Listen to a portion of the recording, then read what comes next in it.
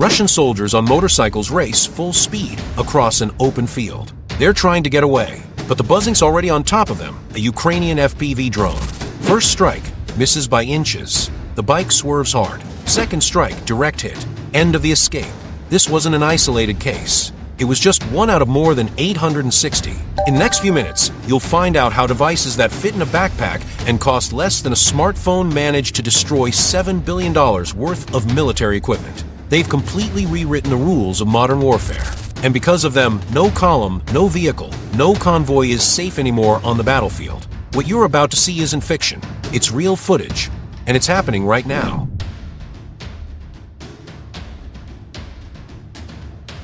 FPV drones, that is first-person view drones. The pilot sees exactly what the drone's onboard camera is capturing, like they're flying inside the thing themselves through special goggles. These devices are insanely fast, crazy maneuverable, and when fitted with a compact explosive payload, turn into high-precision guided munitions. But here's the detail that changes everything.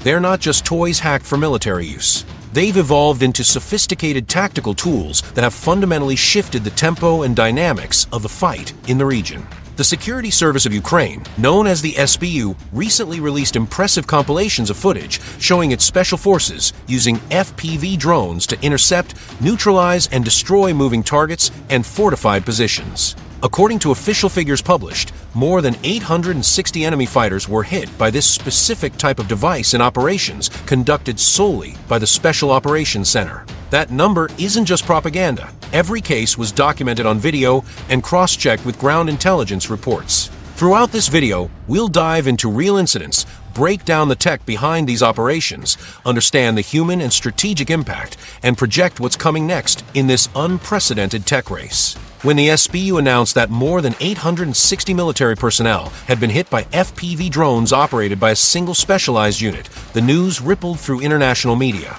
That figure represents hundreds of individual incidents documented over months of intensive operations. Each strike was recorded on video by the drone's own camera, allowing analysts to verify accuracy, target type, and outcome. We're talking about a quiet but devastating shift in how fights are waged today. It's no longer just tanks versus tanks or artillery versus artillery. Now, a single operator sitting miles away can track and neutralize moving targets with surgical efficiency using equipment that fits in a backpack. These figures don't only include isolated soldiers. Among the recorded targets are motorcyclists carrying supplies, pickup trucks loaded with ammunition, improvised artillery positions, and even small armored columns. The variety of scenarios shows that FPV drones aren't only useful for one type of mission.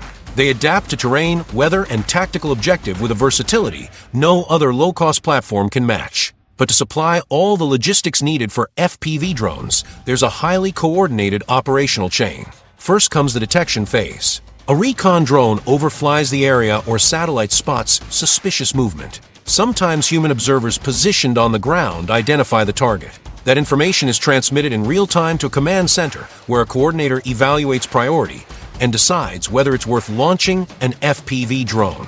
Once authorized, the operator puts on the first-person view goggles, powers up the controller, and takes off. What happens next is pure skill and technology working together. The pilot sees exactly what the drone sees: fields, roads, structures, vehicles. He maneuvers the device at high speed, weaving around natural obstacles like trees and buildings until he reaches the ideal attack window. In many cases, there's a second observation drone flying higher, giving a panoramic view and guiding the FPV until the last second. That balance between sensor and munition is the real edge of this strategy. One drone identifies, another destroys, and everything happens within minutes. The specialized FPV drone units didn't appear out of nowhere. They're made up of a unique mix of profiles: seasoned military personnel who learn to integrate tech into traditional tactics, civilian engineers who build and modify devices in improvised workshops, and young pilots who came straight from gaming communities and recreational drone competitions. Some of the most effective operators had prior experience in FPV racing,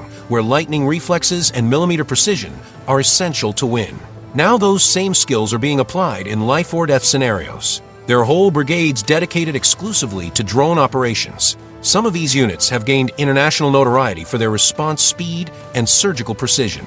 They operate dozens, sometimes hundreds, of drones simultaneously, covering vast swathes of territory and keeping constant pressure on enemy forces. Training includes advanced simulators, practice in controlled environments, and eventually, real missions supervised by veterans. The transformation from a recreational pilot to a military operator can take only a few weeks, but the difference between an average pilot and an exceptional one can mean the success or failure of a critical mission.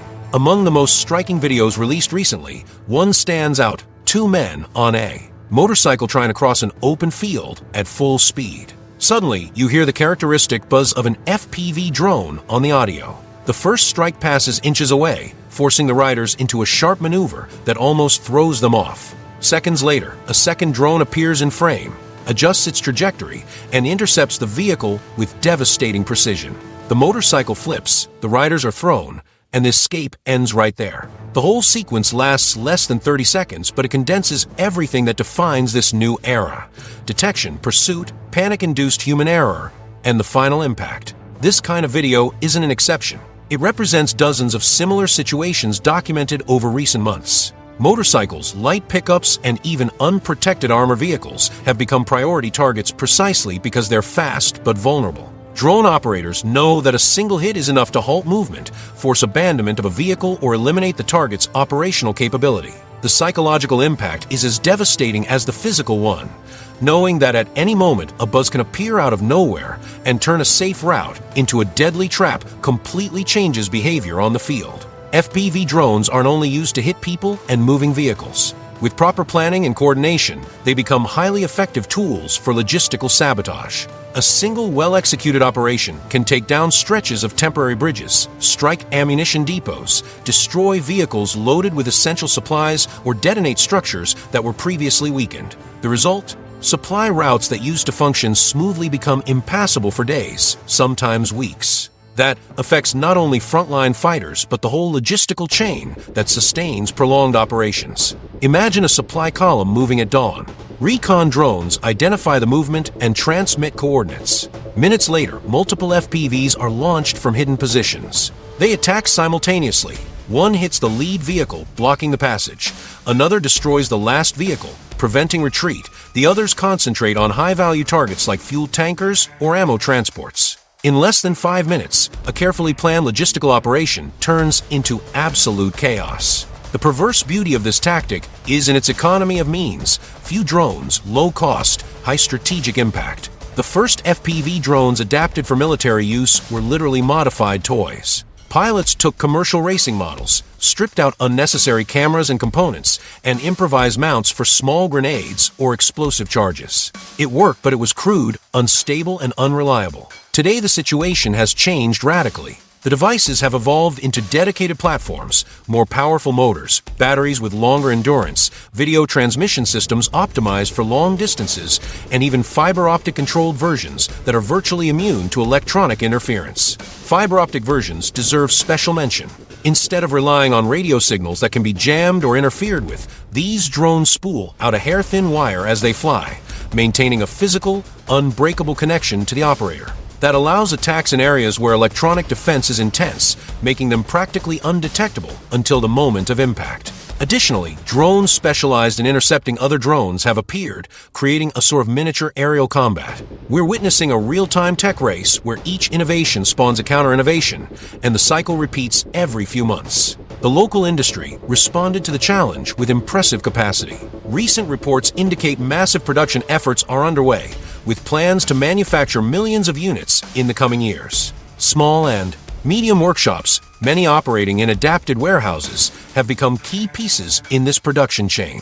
They receive imported or locally produced components, assemble the drones, test functionality, and deliver straight to military units at the front. It's a modern war economy: low unit cost, high volume, rapid replacement. Compare the numbers. A complete FPV drone ready for mission can cost between $500 and $2,000 depending on the configuration.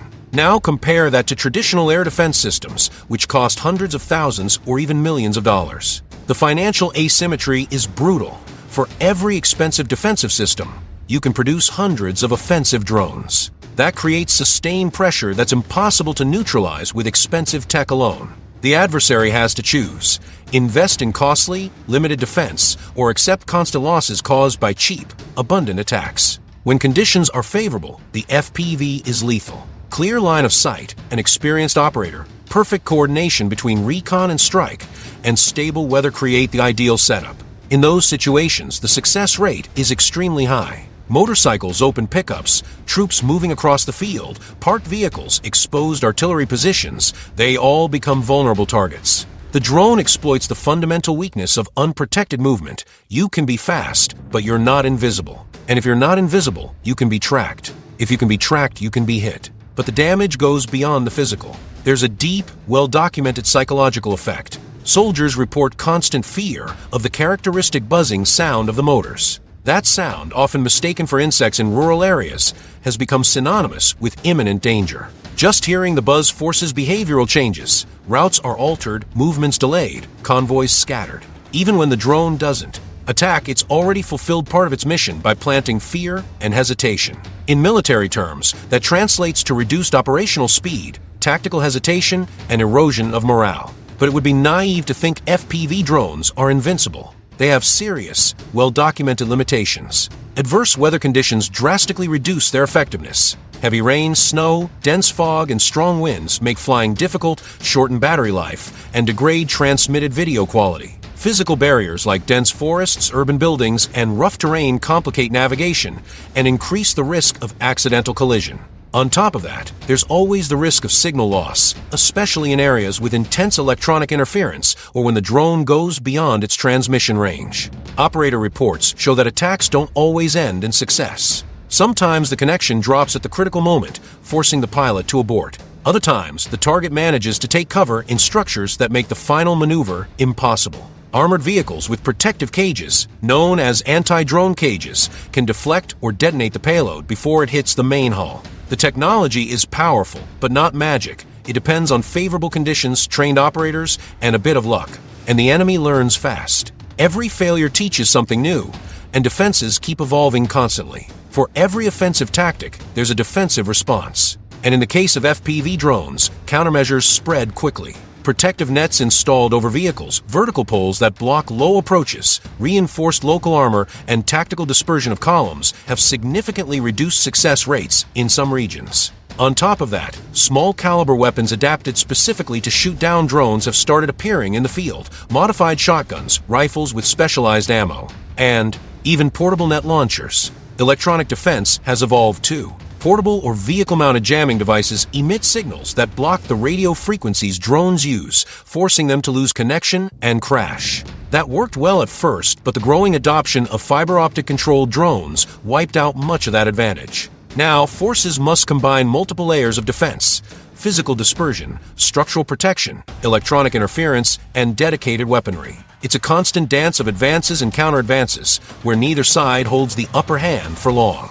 Every innovation lasts only until the next counter-innovation arrives. Beyond the soldiers hit directly, there's a less visible but equally serious dimension: the impact on medical teams and evacuation operations. Routes once considered relatively safe for transporting the wounded have now become high-risk zones. Ambulances and medical evacuation vehicles have turned into potential targets, forcing teams to take longer, slower, and more dangerous routes. That means the wounded may go longer without proper care, drastically increasing avoidable mortality rates. Field medics report that the average time between injury and arrival at the hospital has risen significantly in areas where FPV drones are used intensively. Every extra minute reduces the chances of survival in severe cases. That turns each successful strike into multiple victims: the direct target, the wounded who can't be evacuated in time, and the psychological toll on medical teams operating under constant pressure. It's a silent but devastating chain reaction that rarely shows up in viral videos, but defines much of the real suffering caused by this technology. June 2025. But if there's a moment that marks the definitive evolution of FPV drones, it was June 2025. On the 1st of that month, Ukrainian authorities carried out what they called Operation Spiderweb, a coordinated attack that used 117 FPV drones against strategic air bases deep inside enemy territory. The targets were thousands of kilometers from the front lines, in regions that were supposed to be absolutely secure. The devices were launched from vehicles disguised as mobile homes, parked discreetly near military airfields. When conditions were deemed ideal, retractable roofs opened, and the drones took off simultaneously. The result was devastating. According to official sources, aircraft worth an estimated $7 billion were damaged or destroyed. Among the targets hit were long-range strategic bombers, two 95s and two 22M3S, used in daily strikes, and even an A-50 early warning aircraft, an extremely rare and valuable asset. This operation proved that FPV drones aren't just tactical, they can be strategic. They can penetrate multi-layered defenses, strike high-value targets, and cause massive financial and operational damage using relatively simple, inexpensive technology. What comes next? The trend points toward greater automation and integration with artificial intelligence. There are already prototypes of drones using automated visual recognition to identify specific targets, reducing dependence on human operators. Autonomous navigation systems allow multiple drones to operate in swarms, coordinating simultaneous attacks on different parts of a single target or overwhelming defenses through sheer volume. Imagine 50 drones attacking a position at once. Even if half are intercepted, the rest complete the mission. Beyond that, we'll see more sophisticated countermeasures, specialized interceptor drones, low-power laser-based point defense systems, smart nets that activate automatically upon detecting an approach, and even electronic decoys that mimic high-value target signatures to waste enemy ammunition. The drone war is only beginning, and whoever masters the combination of mass production, technological innovation, and operator training will hold a major tactical advantage. But that advantage will never be absolute because the cycle of innovation and counter-innovation is relentless and never stops. FPV drones don't decide the outcome of prolonged conflicts on their own, but they've completely redefined local warfare. They're tools of area denial, constant psychological pressure, and surgical destruction. They're cheap, scalable, and deadly effective when well operated, but they're also vulnerable, limited, and dependent on factors not always under control. What's clear is that accessible technology has forever changed what we call the front line. The question that hangs in the air is, how far can this evolution go? And more importantly, who's ready for what comes next? If you want to keep following how technology is transforming modern conflict scenarios, subscribe to the channel, turn on notifications, and tell us in the comments which aspect of this technological revolution you'd like us to explore in more depth in the next video.